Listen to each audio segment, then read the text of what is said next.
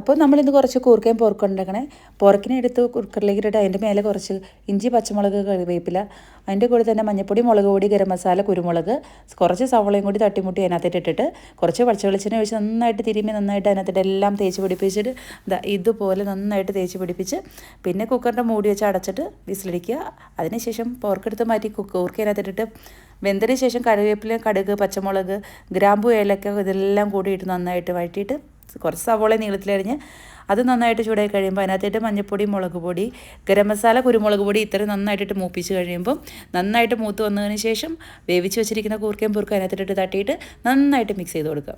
നമ്മുടെ ആവശ്യത്തിനനുസരിച്ച് അതിൻ്റെ കളർ മാറുന്നവരെ നന്നായിട്ട് ഇളക്കി അതിനകത്തുള്ള വെള്ളമെല്ലാം നന്നായിട്ട് പറ്റിച്ച് ഇതുപോലെ ആക്കിയെടുക്കുക. ഇതുപോലെ ആക്കി കഴിഞ്ഞാൽ പിന്നെ അവസാന സ്റ്റെപ്പ് എന്ന് പറഞ്ഞാൽ കുറച്ച് പെരിഞ്ചീരവും കുരുമുളകും കൂടി അതിനകത്തിട്ട് തട്ടിമുട്ടിയിട്ട് നന്നായിട്ട് മിക്സ് ചെയ്ത് ചെറുതീയിൽ കുറച്ച് നേരം വെച്ച് കഴിഞ്ഞാൽ നല്ല അടിപൊളി കൂർക്കയും പൊറുക്കും റെഡി. ആഹാ.